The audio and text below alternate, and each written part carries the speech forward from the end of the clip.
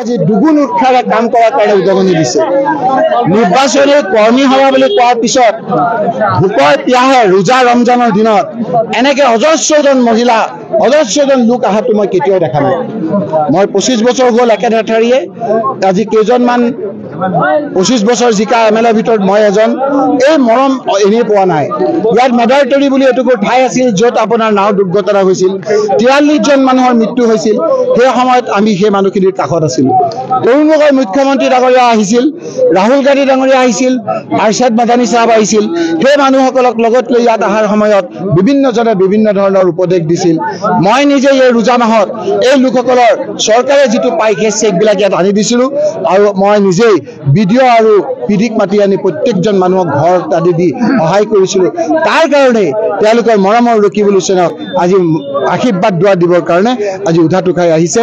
ৰকিবুল হুছেইন এই ঠাইৰ নিজৰ মানুহ, তেওঁলোকৰ আত্মীয় স্বজন, গতিকে তেওঁক যে ভোট দিব সেই কথাটো তেওঁলোকৰ উপস্থিতি আজি প্ৰমাণ কৰিছে। এইখিনি এটা কথা সুধো আপোনাক, যিটো ৰজা কথা ক'লে বড়োদিন ৰাজলে কৈছে ৰজা ৰাখিছে গতিকে তেওঁক ধুবুৰী সমষ্টিৰ পৰা ঘৰুৱাব নোৱাৰে, কি কয় আজমল তেওঁ এনেকুৱা কৈছে আল্লাহ যেন তেওঁৰ নিজৰ। আমি ৰোজা ৰমজান ৰাখি মই আহমদ আলী শ্বেখ চাহাবৰ লিখনিত জমিয়তৰ ছেক্ৰেটাৰী হৈছোঁ। আজি আৰশ্বাদ মাদানী চাহাবে মোক অসমৰ ভাইচ প্ৰেচিডেণ্ট ৰাখিছে। আলিম উলামাৰ কোলাত মোৰ জন্ম। মোৰ মহৰুম মোৰ আব্বাজান বাছকান্দি শ্বেখ চাহাবৰ সভাপতি থকা অৱস্থাত সদায় উপসভাপতি। মই আজি আৰশ্বাদ মাদানী চাহাবৰ জমিয়ত উলামায়ে হিন্দৰ, য'ৰ পৰা আজমল চাহাবে খেদা খাইছে, য'ত আমাৰ মুস্তাক আনফৰ সভাপতি, মই ইয়াত উপসভাপতি। গতিকে এই কথাবিলাক ৰাইজে দেখিছে। ৰোজা ৰাখি কথাবিলাক ক'বলৈ পৰা নাই, অন্থকণ্ঠ শুকাই গৈছে। তথাপি মানুহৰ যিটো আপোনাৰ মৰম, সেই মৰমে আমাক দুগুণ উৎসাহেৰে কাম কৰাৰ বাবে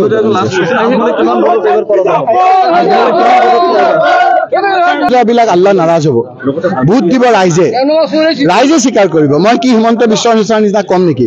আজি কম 14, কালি কম 13, তাৰপিছত 12, তাৰপিছত 11.5। মই ইমান পাতল কথা নকওঁ। ভোট দিব ৰাইজে, বিচাৰ কৰিব ৰাইজে, কিন্তু ধুবুৰীত যে বহু ভোটত জিকিব সেই কথাটো আজি মানুহবিলাকৰ মুখ দেখিলে স্পষ্ট হৈছে। উপোচ কৰা কৰিছে যদি